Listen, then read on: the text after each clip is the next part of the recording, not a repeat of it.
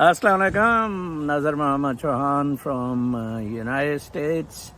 I am pretty known on the print media, the electronic media and social media. You only have to Google me to know more about me, and now artificial intelligence questions on ChatGPT also portrays me in my role as a crusader.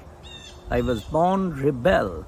Here I have added my ChatGPT intro also, and this documentary in fact was due to my extreme frustration with the role of the Pakistan Army since Pakistan's creation. Muhammad Ali Jinnah willingly or unwillingly became an agent for creation of Pakistan. It was a very unholy divide. I wish Mr. Gandhi and Maulana Abul Kalam Azad's advice had been taken well by the Muslims. But there was a Qadiani influence behind this. Qadianis created this, and Qadianis have been creating in last 75 years these problems. Last military chief, Qamar Javed Bajwa, who destroyed Pakistan immensely, including Pakistani military, was Qadiani. Even the present military chief is also Qadiani. I have proofs as to these things. This documentary I have made through the help of artificial intelligence. To me, artificial intelligence is very transparent, is very clean, is very neutral in the sense of being whatever is in the database is taken up. I am really thankful to one of my friends for picking up all this data, and I hope you will understand truly what really Pakistani military has done to Pakistan in terms of destroying its economy, its solidarity, its reputation in the international arena, in the international world. Model Town incident, Model Town massacre was by ISI. Then APS was by ISI, by Raheel Sharif. Then that is why Ahsan was released.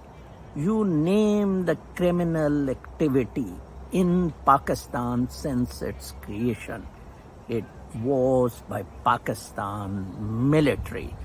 I will not take much of your time, but in the end will only like to say that all of this is stated via artificial intelligence in this documentary is backed by proofs which are here in the CIA, in Washington, and even in my access if anybody needs it.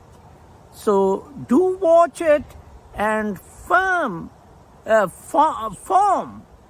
strong opinion, a conviction about their negative role.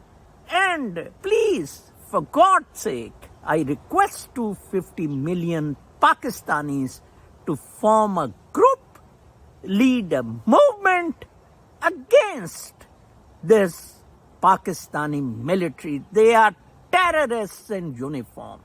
They are terrorists in uniform. Dollar generals, they are called world over. It is unimaginable the money, influence, and power they wield. Pakistan is a very beautiful country. It is made. It should not have been created, but now it is created. It is our firm belief that we, the people of Pakistan, can take it to glory, and our coming generations which are suffering due to these 700,000 motherchode sewer generals. Pakistan Army 700,000. They need to be eliminated. They need to be sent to barracks, cut to size. Just imagine 5 million acres taken by them for corporate farming when whole of the world is going for organic farming. I will not take any further time of yours. Straight go to the movie, and please, I will wait for the comments in the comment section. Thank you very much. Pakistan Zindabad. ChatGPT recognizes Nazar Chauhan's pivotal role during his tenure as an anti-corruption officer in Pakistan, particularly in his fight against the land-grabbing mafia while working with the liquidation board. He became known for exposing powerful individuals involved in illegal land dealings, recovering encroached properties, and spearheading legal actions against these offenders. Chauhan's efforts raised public awareness of the widespread issue of land encroachment, ensuring that influential figures were finally held accountable. He also championed reforms in land management and anti-corruption policies, pushing forward vital discussions on improving regulatory frameworks. Beyond his fight against corruption, Chauhan has been outspoken about the military's influence on Pakistan's political landscape. He argues that this involvement fosters corruption, undermines democracy, and blocks development. Chauhan has accused military officials of using their power to evade accountability and has been vocal about how this interference destabilizes democratic institutions. One of his most significant claims was against General Pervez Musharraf, accusing him of pressuring investigations to shield politicians from scrutiny, an example of how the military elite and political leaders collaborate to undermine justice. In addition to his political critiques, Chauhan often speaks of Rohaniyat, his cosmic dance, a blend of mysticism, spirituality, and humor. His spiritual perspective connects his societal critiques to a deeper, more cosmic understanding of life's purpose. The Pakistan Army is the 6th largest army in the world. It is the largest and the only nuclear power in the Muslim world. It possesses short to medium-range ballistic missiles and is estimated to have a stockpile of 170 nuclear warheads. Pakistan also has an air and naval force resulting in a combined total of 700,000 personnel when including the Pakistan Army. It prides on an Islamic motto and values with unwavering dedication and service to the nation. But far can be from the truth, as there is a dark and sinister side to the story that has to be told. In this documentary, we aim to expose how this is not just any ordinary army. Rather, it is an organization that is embroiled in international criminality, smuggling, sponsoring of drug cartels, human trafficking, sex trafficking, illegal arms trading, funding itself from a corrupt business empire, and controls the judiciary, politicians, and bureaucracy. It is, ultimately, the biggest armed mafia machine in the world. What is a mafia? It is an informal term that is used to describe criminal organizations that bear a strong similarity to the organized crime groups from Italy. Interpol's Secretary General, Jürgen Stock, called 'Ndrangheta a highly sophisticated syndicate and one of the most dangerous criminal organizations in the world. 'Ndrangheta are one to Italy's oldest criminal organizations, formed in Calabria in the 18th century. The 'Ndrangheta has now become the largest and most powerful criminal organization, following the prosecution of the Sicilian Mafia, also known as Cosa Nostra. Both Cosa Nostra and the 'Ndrangheta are loose confederations of about 100 organized groups. The 'Ndrangheta has a strong grip on the economy and governance in Calabria. According to a leaked US embassy cable, the 'Ndrangheta controls huge segments of its territory and economy. Currently, its main activity is drug trafficking, but it also deals with human trafficking, sex trafficking, arms trafficking, money laundering, racketeering, extortion, and loan sharking. In addition, generating revenue from legal businesses such as construction, restaurants, and supermarkets. According to Europol, the 'Ndrangheta use their large profits to invest in struggling local businesses. A faction of the 'Ndrangheta based in Toronto allegedly relied on relationships with staff at 2 major Canadian banks, Royal Bank of Canada, and TD to facilitate their financial activities. The control over drugs and arms trade has netted the organization billions in profits. In 2008, Italian research institute Eurisps estimated the syndicate had a turnover of $44 billion, meaning it controlled roughly 3% of Italy's GDP. CNN reported that in 2018, experts estimated 'Ndrangheta controlled about 80% of all cocaine entering Europe from South America. 'Ndrangheta is the only mafia to be active in every continent, apart from Antarctica. Pakistan Army is the richest commercial entity in the entire world, which employs nearly 3 million people on its payroll with an annual revenue of $26.5 billion. This translates to 10% of Pakistan's GDP alone. Fauji Foundation was incorporated in 1954 by General Ayub Khan under the Charitable Endowment Act of 1890. Therefore, avoiding tax on revenues. The Fauji Foundation and Askari Bank have a combined revenue of $10 billion alone. The main companies include the Army Welfare Trust, the Army Foundation, the Shaheen Foundation and Beria Foundation. Their further subdivisions, NCL, National Logistics Cell, which is Pakistan's largest transport company comprising of 17,000 vehicles with 7,000 employees. FWO, Frontier Works Organization, is Pakistan's biggest contractor, responsible for the construction of highways, roads, bridges, dams, airports, railways, and canals. In addition, they are involved in construction projects in the United Arab Emirates. SCO, Special Communication Organization, which controls landline, cellular, and internet communication in Gilgit-Baltistan and Kashmir. In addition to the mentions, the Pakistan Army is also involved in hundreds of business ventures, too many to mention here. The Pakistan Rangers is also involved in commercial activities such as running hotels and petrol pumps in various districts. The employees within the empire consist of 50% of retired corps commanders absorbed into organizations into big positions with big salaries. 30% of retired army officers become ambassadors, work in foreign services or in bureaucracy. 20% of retired army officers appointed for government projects official advisory. In addition, they receive income from the retirement fund, offered properties, plots and agricultural land. For example, DHA Islamabad and DHA Karachi. Pakistan is getting poorer and poorer, whilst the Pakistan Army is getting richer and richer. Turbulent 1950s political leadership. Liaquat Ali Khan, the first Prime Minister of Pakistan, survived an attempted coup in March 1951 by left-wing political opponents and segments of the Pakistani military. On the 16th of October, 1951, Khan was shot twice in the chest while he was addressing a gathering of 100,000 at Company Gardens, Rawalpindi. Interestingly, it was the same location where ex-Prime Minister Benazir Bhutto was assassinated in 2007. Following the assassination of Liaquat Ali Khan, Khawaja Nazimuddin was asked to take over the premiership. With a deteriorating economy, violence and rioting, Malik Ghulam, the Governor-General, advised Nazimuddin to step down. Nazimuddin refused and Malik Ghulam used reserve powers granted in the Government of India Act 1935 and dismissed Nazimuddin in 1953. Following elections in 1955, Chaudhry Muhammad Ali became the Prime Minister. However, lost political endorsement from his party when failing to investigate the allegations on vote rigging and the secret defections. Subsequently, resigning 1 year into his tenure in 1956. Hussein Shahid Suhrawardy served as the Prime Minister of Pakistan in 1956. Suhrawardy's short-lived premiership came to an end when he resigned under pressure from President Iskandar Mirza in 1957 and was arrested by the martial law government after the 1958 military coup in Pakistan.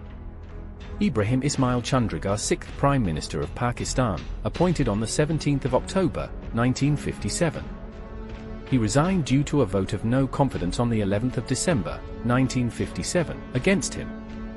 Malik Feroz Khan Noon served as the 7th Prime Minister of Pakistan from December 1957 until on the 7th of October, 1958. President Mirza abrogated the constitution after sending a letter to Prime Minister Feroz announcing the coup d'etat. President Mirza declared martial law and appointed General Ayub Khan Chief Martial Law Administrator, introducing over a decade of military rule in Pakistan. Genocide of Dhaka. It was December 1970 and the Awami League Party, led by Sheikh Mujibur Rahman based in East Pakistan, won the national elections.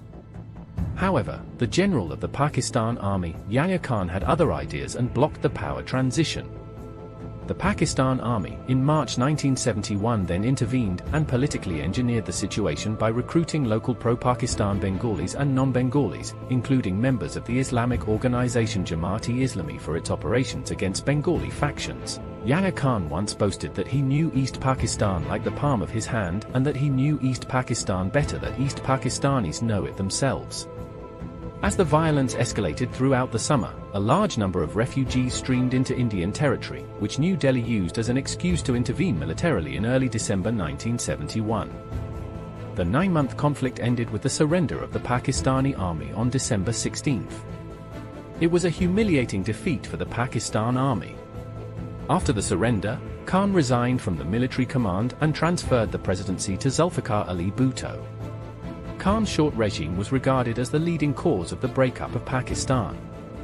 He's considered to be the main architect of the genocide. The death toll is estimated to have been between 300,000 and 3 million people, with hundreds of thousands of women raped. During his presidency, Bhutto secured the release of 93,000 prisoners of war and reclaimed 5,000 square miles of Indian-held territory through the similar agreement. Despite winning the 1977 parliamentary elections, Bhutto faced allegations of widespread vote rigging, sparking violence across the country. On the 5th of July, 1977, Bhutto was deposed in a military coup by Army Chief Mohammad Zia-ul-Haq. Bhutto was then controversially tried and executed in 1979. The Ojhri Camp Incident. The 10th of April, 1988, Rawalpindi. An arms depot exploded, causing hundreds of weapons like mines, stingers, SA-7s, blue pipes, anti-tank missiles, rockets and phosphorus bombs to be fired in all directions. This resulted in the deaths of 100 innocent civilians and over 1,000 injured. In addition, an elected member of the National Assembly of Pakistan, Muhammad Hakan Abbasi, died when 2 rockets hit the car he was traveling in. Mr. Abbasi was a retired Air Force Commodore who became a billionaire through lucrative construction projects in the Arabian Peninsula. Was this just an accident, or was it targeted killing? It was alleged that the cause of the explosion was a box full of 122mm rockets that slid and fell on the ground and exploded. The weapons at the depot were supplied by the United States and were intended to be used against the Soviet Union in Afghanistan. Apparently, the number of weapons stored were twice the capacity limit for the depot. President of Pakistan, Zia-ul-Haq, was in Kuwait, cut short his visit and headed back to Pakistan. However, before Zia-ul-Haq returned, an investigation team from the United States already arrived in Pakistan. This was on the basis of a suspicion that the Pakistan army was selling these US-supplied weapons on the side, possibly stingers, to Iran. 4 days later, in Geneva, a settlement was reached for Soviet troops to withdraw from Afghanistan. Pakistan now had a huge stockpile of weapons at their disposal. A number of investigative reports were made and highlighted that the Pakistan intelligence services should be held accountable and punished. The then Prime Minister Mohammad Khan Junejo said a committee report was ready and that it would be presented in Parliament. However, President Zia-ul-Haq had other plans and dissolved the parliament before any such report was presented. In conclusion, we still do not fully know who or what was behind this incident. It still remains a mystery.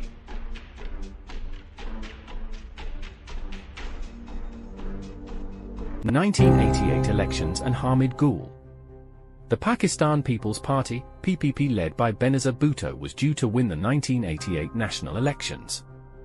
Hamid Gul, the Under-Director of the Inter-Services Intelligence, ISI, decided to politically engineer an attempt to stop the PPP from winning the elections. The plan was to form a new party called Islami Jamhuri Ittihad, IJI, or the Islamic Democratic Alliance. It was an alliance of 9 political parties, including the largest party, the Pakistan Muslim League PML, led by Nawaz Sharif. The attempt to stop Benazir Bhutto becoming the Prime Minister of Pakistan failed. However, the then President of Pakistan Ghulam Ishaq Khan dissolved the government using the 8th Amendment of the Constitution of Pakistan to dismiss Prime Minister Benazir Bhutto's government over corruption charges and deteriorating law and order situation, and called for fresh elections. This time round, the IJI won the elections, with Nawaz Sharif becoming the Prime Minister in 1990. In 1996, Asghar Khan, who had formed Tehrik-i-Istiqlal, had filed a constitutional petition in the Supreme Court, requesting it to look into allegations that the ISI had financed several politicians during the 1990 elections to create the IJI, and prevent Benazir Bhutto's PPP from winning. Mirza Aslam Beg, the former chief of Pakistan's spy agency, was forced to admit to spending millions of military dollars to influence an election during a humiliating court hearing. Pakistan, USA and War on Terror.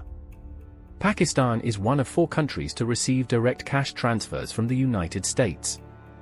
It has costed an estimated $2,374 million to the US taxpayer between 2002 and 2008.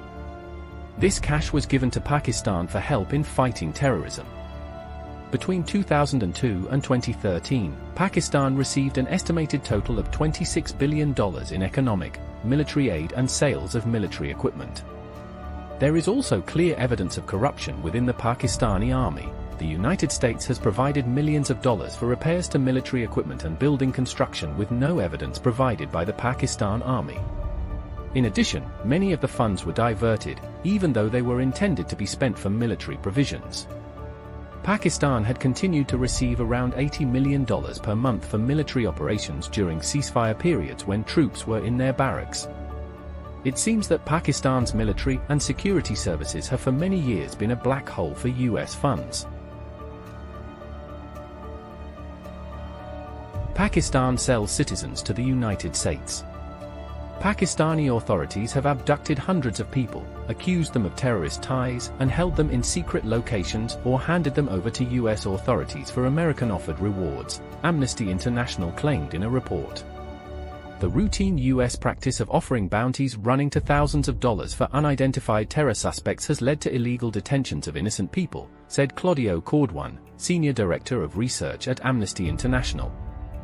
We have earned bounties totaling millions of dollars. Those who habitually accuse us of not doing enough on the war on terror should simply ask the CIA how much prize money it has paid to the government in Pakistan. Musharraf said, without specifying how much was paid. Cordwan said many detainees ended up in secret locations or at the US prisons, including Guantanamo Bay and Bagram, north of Kabul. Cordwan said, "The road to Guantanamo very literally starts in Pakistan." Amnesty said numerous detainees claimed that US agents were present during interrogations that took place in Pakistan.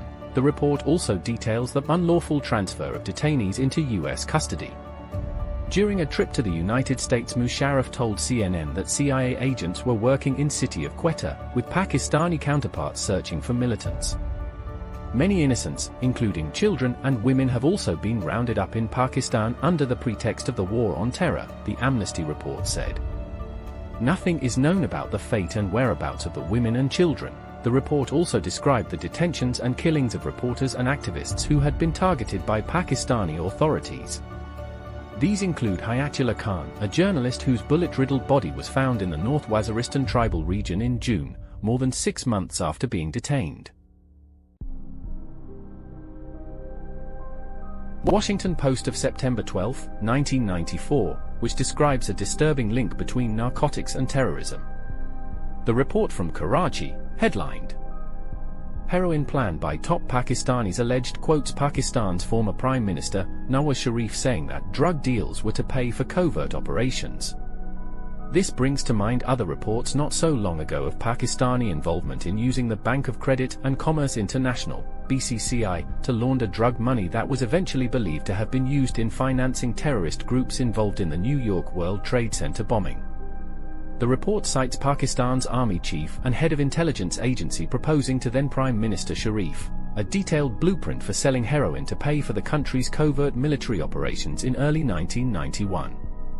About 70 tons of heroin annually accounts for a significant part of the heroin consumed in the United States is a matter of concern under any circumstances. that a part of the same country's intelligence establishment can conceive blueprints to use profits from smuggling these drugs to support insurgency. The United Nations says that as much as 80% of the heroin in Europe comes from the region. Drug corruption has permeated virtually all segments of Pakistani society, and that drug kingpins were closely connected to the country's key institutions of power, including the president and military intelligence agencies. Rahmat Shah Afridi, the editor of the Frontier Post and Maidan National dailies, after 9 years in prison on trumped-up drugs charges, was freed on parole on the 24th of May 2008 on the orders of Punjab's Interior Ministry. Mr. Afridi said to journalists on his release, "I was arrested after my paper published a report that the then Director General of the Anti-Narcotics Force, Zafar Abbas, and some army officers were involved in drug smuggling." Reporters Without Borders were able to show that his arrest was an act of revenge for articles revealing the involvement of the ANF, political and military officials in corruption and abuse of authority. In Pakistan, the army advises of rates for smuggling of various items, such as weapons and drugs. They also advise on how the goods should be concealed. It is estimated that the army officers collect over $100,000 per day. Pakistani UN peacekeepers charged with disarming Congolese militia instead might have engaged in gold and weapons trafficking with militia members, the BBC had reported.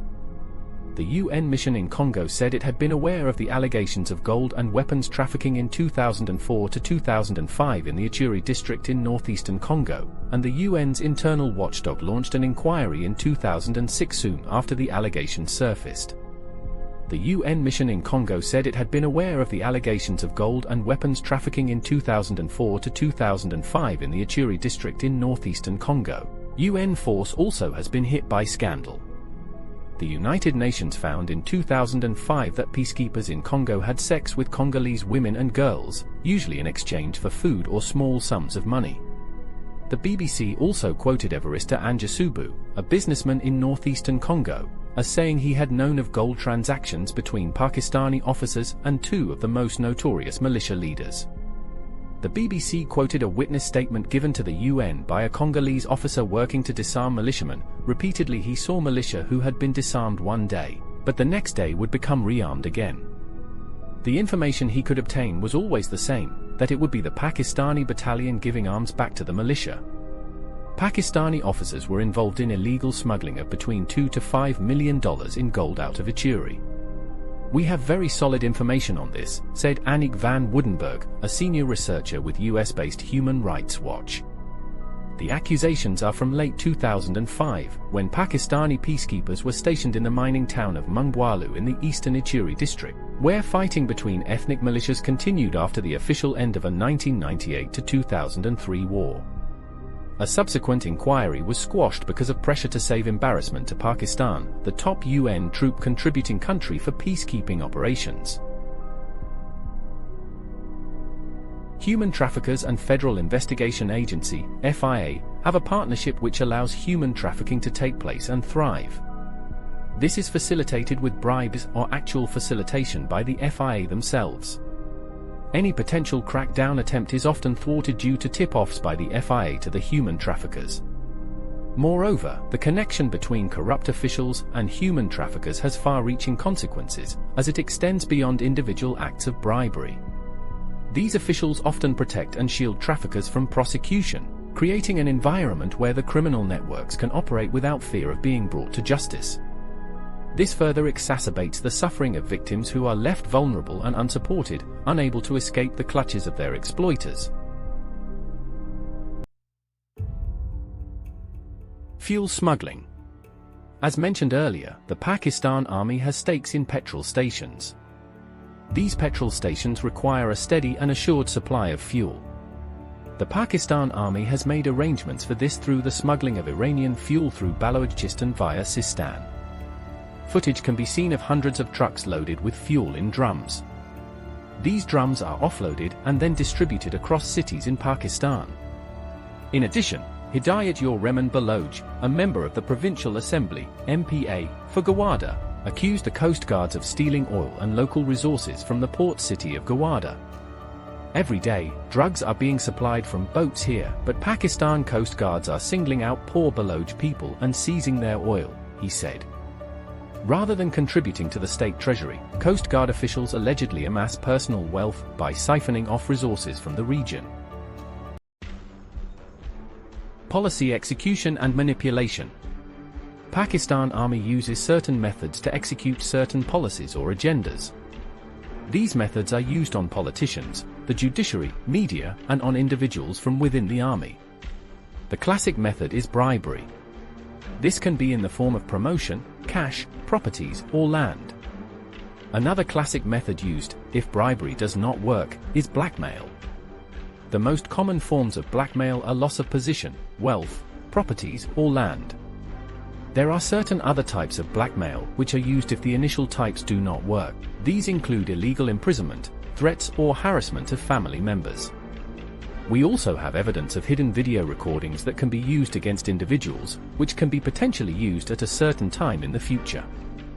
These video recordings show individuals such as politicians, judges, and army officers in compromised situations, usually engaging with illegal sexual acts with prostitutes.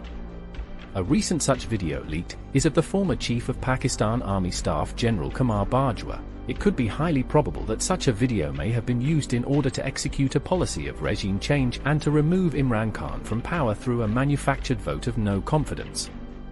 In addition, any assets based in Pakistan or overseas may also have been seized. It is also worth mentioning that these blackmail videos are usually held by the echelons of power in both Pakistan and in Washington. The final method of blackmail is the threat of death.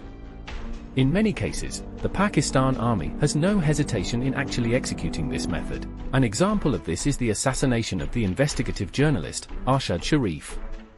Arshad Sharif was forced out of Pakistan through threats and sought refuge in the United Arab Emirates. He was eventually forced by the UAE authorities and the ISI agents there. He eventually found a temporary reprieve in Kenya until he was brutally murdered. Till this day, there has been no thorough investigation through the judiciary as the case has not been allowed to be submitted. This points to clear hallmarks of collusion between Pakistan Army, ISI, and Kenyan authorities in the execution of Arshad Sharif. It was not enough that Imran Khan was removed from office.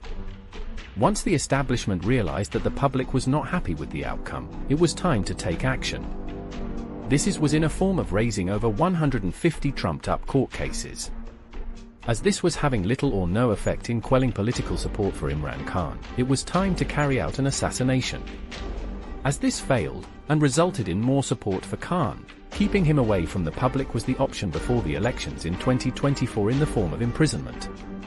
At the same time, harassment and imprisonment of Imran Khan supporters was being carried out ever since the vote of no confidence. Some supporters have paid for it with their lives, as in the case of Ali Bilal, also known as Zili Shah, an innocent PTI worker with special needs, tortured to death at the behest of authorities. This was to make an example for the rest of the nation. Prior to the elections, media had to be controlled in order to push an establishment agenda. However, journalists like Imran Riaz Khan would not give in and was subsequently abducted for a second time. The Pakistan Army was heavily involved in facilitating vote rigging by changing the outcomes of the polling station results in the elections. This was after seeing such a high voter turnout and votes cast in favor of Imran Khan's independent representatives, which would have easily resulted in a two-third majority government had the Pakistan Army not intervened. The Pakistan Army, Ukraine, Israel and US IMF deals. Why was it so imperative to remove Imran Khan from power and make sure that he could not be re-elected in the 2024 elections? The answer can be in twofold. 1. To ensure that there is a pro-Ukraine stance by Pakistan, and second, that there can be no response by Pakistan after Israel's reaction following October 7th. In return, Pakistan, or more specifically, the Pakistan Army, would be rewarded. As Pakistan is a production hub for basic military equipment, the United States required munitions following serious shortages in Ukraine. Records detailing the arms transactions were leaked to The Intercept in early 2023 by a source within the Pakistani military. An article in the New York Times in September 2023 stated weapons deals were brokered, according to the documents, by Global Military Products, a subsidiary of Global Ordnance, a controversial arms dealer whose entanglements with less than reputable figures in Ukraine. Documents outlining the money trail and talks with US officials include American and Pakistani contracts, licensing, and requisition documents related to US brokered deals to buy Pakistani military weapons for Ukraine. In return, Pakistan would be rewarded with an IMF bailout program in order to avoid an economic disaster. Pakistan was already being advised by the IMF to refinance debt obligations and was struggling. However, with the weapons deals, Pakistan was granted a lifeline. The Pakistani ambassador to the US, Masood Khan, met with Assistant Secretary of State Donald Lu on May 23. The purpose of the meeting was to discuss how Pakistan can assist with munition supplies to Ukraine. In return, the United States cleared the payment, which is estimated at almost $1 billion. Arif Rafiq, a non-resident scholar at the Middle East Institute and a specialist on Pakistan, stated to The Intercept, "The premise is that we have to save Ukraine. We have to save this frontier of democracy on the eastern perimeter of Europe, and then this brown Asian country has to pay the price. So, they can be a dictatorship, their people can be denied the freedoms." Missile systems like the Anza Mark II, the anti-aircraft system, is being exported and supplied to Ukraine via a Polish intermediator. It is also suspected that Ukrainian gunners are using Yarmouk rockets made in Pakistan. In addition, the Ukrainian military also uses Pakistani 122mm projectiles for Soviet-made artillery. In particular, the two S-1 Gvozdika self-propelled artillery systems of Ukrainian forces are equipped with Pakistani projectiles. Pakistan is also thought to be supplying 155mm shells to Ukraine. It is suspected that there is a covert supply chain to Israel. The British Royal Air Force's Akrotiri base in Cyprus has become a key military hub for supplying munitions to Israel during its war with the Palestinian resistance. There have been reported instances of clandestine interactions between Pakistan's ISI and Israel. The type of munitions that would be sourced to Israel is the 155mm shells.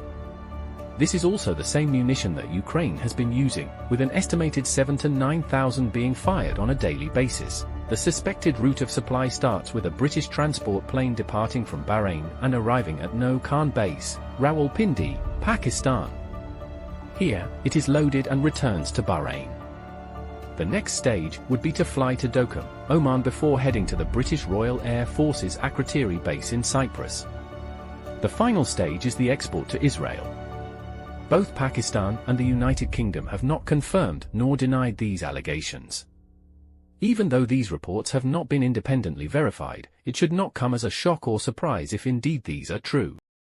Assalamu alaikum. Well, after watching this documentary, I think all of you must be very, very angry at the conduct of Pakistani army, and there were many among us who used to praise them and really used to support them. But this is where they have landed us. It's a dark night. It's the 19th of the moonlit year. I'm wearing black. I'm very upset. I'm extremely disappointed at the developments in Pakistan. I am in exile in USA since last 8 years. I dream of seeing a better Pakistan, and I dream of doing something for Pakistan, though having little stakes over there. In December, I think by December, hopefully it will be all okay. But my advice to you after watching this movie, come to this conclusion and conviction that they are the real culprits. They are criminal, it's a rogue army, it's a garrison state, and it's a military inc. As 2 decades back, Dr. Aisha Siddiqa wrote.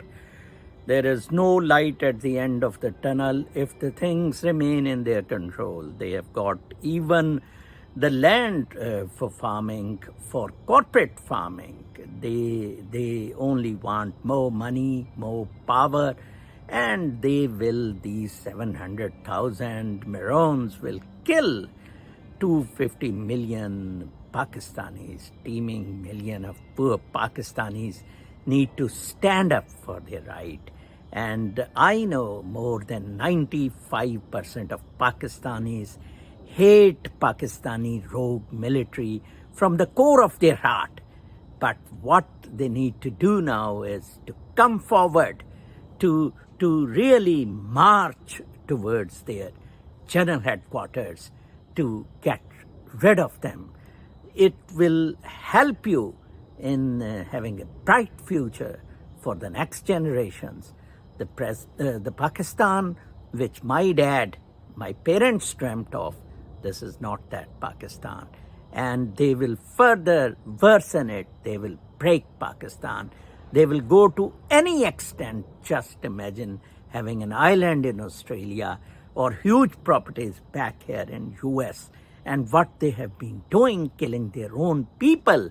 APS shreds you. You shudders really that they killed small children and pregnant women in the Model Town massacre, and kidnappings and these forged elections, fraud elections. I sincerely hope and pray Pakistanis to stand up against them. This is the right moment to stand up against them.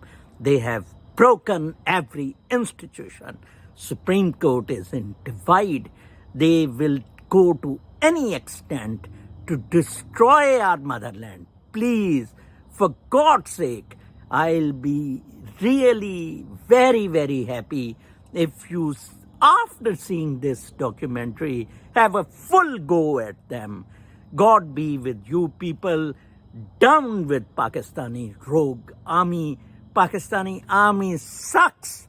As I was standing all by myself, alone before the US consulate in New York. Yes, they do suck. And this is a time to eliminate them completely. Take very good care of yourself. Pakistan Zindabad.